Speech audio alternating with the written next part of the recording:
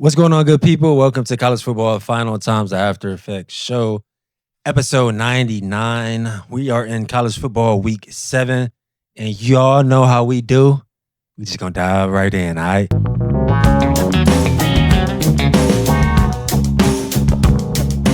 At the 12 p.m. slot, we had a massive game. Number 1, Ohio State versus number 17, Illinois. Ohio State was able to come out with the win 34-16. Quarterback Julian Sayin went 19 for 27, 166 yards, 2 touchdowns. Wide receiver Jeremiah Smith had 5 catches, 42 yards with 1 touchdown. I would kind of say, not sure if you all felt the same way, but Jeremiah Smith kind of scared us a little bit. When was that? That was the third quarter. He left with about 7 minutes left in the third quarter with a back injury. Looks like he just needed to be stretched out a little bit, and he was able to come back in and finish that game. To add, linebacker Arvell Reese had 1.5 sacks. He just continues to kind of, go crazy and have a massive year. So we definitely need to keep an eye out on Arvell Reese and Jeremiah Smith, obviously. Not sure who Ohio State plays next week, but they continue to roll, continue to dominate. I thought that Illinois played tough in the first half, but then that latter part of the third quarter, Ohio State just kind of started to pull away. So I thought that was a great game at 12 p.m. Another great game at 12 p.m. was number 8, Alabama versus number 14, Missouri. Alabama was able to eke out with the win 27-24. And again, every week at College Football Final, we continue to talk about Alabama finding ways to win, right? Quarterback Ty Simpson went 23 for 31, 200 yards, 3 touchdowns, 0 interceptions. So I believe he's up to 17 or 18 touchdowns on only 1 interception. So I think he continues to build a case, to maybe be a Heisman final if he continues to play the way that he's playing.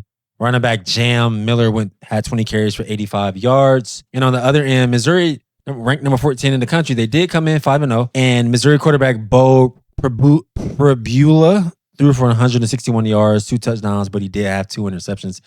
I would say it's damn near impossible to go into Tuscaloosa. And actually, they did not play in Tuscaloosa. They played in Missouri, but it's hard to even get a win at home, when you throw for 2 interceptions. And one was massive. Alabama did get that interception with 37 seconds left to seal the victory. I would say Missouri was driving, to try to, tie the game up or at least get in field goal range. And, he threw that pick for Alabama, which kind of sealed the deal. I thought Alabama defense showed up, when they had to, and played really tough. And, like we kind of continue to say, man, Alabama just continues to figure out ways to win games. So shout out to the U. Why am I saying shout out to the U? Roll Tide. Also, before we go to the next game, I thought that score from Ty Simpson that put Alabama up 27-17. That was a 4th down call. I think it was like 4th and 2. And on that drive, there were a few times where Ty Simpson had 4th downs and had to figure it out. And he just made big plays, right? One way or another, Ty Simpson just continues to figure it out. Not to say it's just him, it's his coaches. It's, DeBoer leading the way as well as the coach. But Alabama continues to find ways to win games after they had that big loss to Florida State in the season opener. So, man, shout out to Alabama. They continue to win. Eager to continue to watch them get better. How can they continue to go 1-0? They were number 8 last week, so wonder what they would jump to. Maybe top 5, maybe 6 or 7 in that range. So, Alabama has to keep rolling, but I'm excited to continue to watch those guys. The biggest game we had in the 3:30 slot was number 7, Indiana versus number 3, Oregon. Indiana went into Eugene and pulled out the win 30-20. Indiana is seriously looking like that deal. The head coach over there really, really has that team humming. And what we did not see last year is Indiana being able to go on a road versus a top 3 opponent and get a win. Every time they played a really good team, they would usually get throttled, right? And so now we see Indiana, finally able to get those big wins and kind of climbing over that hump to, get those big wins that they really weren't able to get last year, right? Indiana quarterback Fernando Mendoza went 20 for 31, 215 yards, 1 touchdown. Wide receiver Elijah Surratt had 8 catches for 121 yards and 1 touchdown.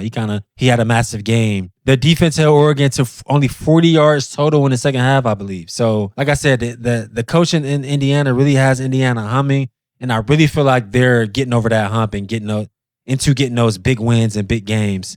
And on the other side, I thought Dante Moore could have had a better game, right?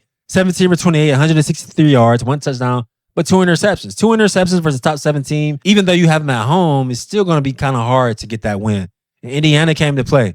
I thought that was a very good game to watch. Happy for Indiana that they're able to get over that hump and continue to get those big wins. They actually beat us, I believe, not last week, but 2 weeks ago in Iowa City. I think the score was pretty close, 20-15. They were able to score late in the fourth quarter to get that W. But yeah, shout out to Indiana. Shout out to any good Indiana. Shout out to any good Big Ten team, that's doing well and getting wins. I'm a former Big Ten guy, so always rooting for, those Big Ten teams. And that is a perfect segue to, the biggest Big Ten announcement, right? The firing of James Franklin, Penn State head coach, was fired after starting the season off, 3-3. Coming into the season, I think Penn State was ranked 2 or 3, top 5 in the country. Even after their loss to Oregon, it was a tough overtime game. They played well. They competed at a high level. And they were still ranked as a top 10 team. But after losing to a 0-4 UCLA team last week, and then the week before last, and then this week losing to Northwestern by 1 in Happy Valley. You all saw the view, you saw the boos, you heard the boos. A lot of fans were calling for Franklin's job, and he was fired the next day. Looks like James Franklin went 104-45 over his 12-year tenure at Penn State. But unfortunately, the biggest thing that people were talking about was him going 4 for 21 versus top 10 teams. So ultimately, in every season, Penn State would have a good season. But when it was really time to get to that next level, kind of like what I spoke to about Indiana a few minutes ago, when it was time to get that big win versus a top 10 team, a top 5 team, to play in those big games, Franklin kind of struggled to, get those massive wins and to, kind of push Penn State into that national championship conversation. It's very interesting to hear what people think, the next step is going to be for Penn State as far as hiring. I've heard the Indiana coach, I think his name is Kurt Kignady. I know I butchered his name, but I've been seeing different sports analysts talk about him as a potential candidate. I think I saw someone talk about the Duke head coach. I forgot his last name, but apparently he has Penn State ties. And then also a coach that is kind of going under the radar that hasn't been a head coach yet. Obviously, they're talking about wide receiver coach at Ohio State, Brian Hartline. Now, a massive number of fans think that Brian Hartline wouldn't dare leave Ohio State, right? He played there. Now he's a coach there. They're considered wide receiver U. Having all these wide receivers go in the first round within the last 5 years.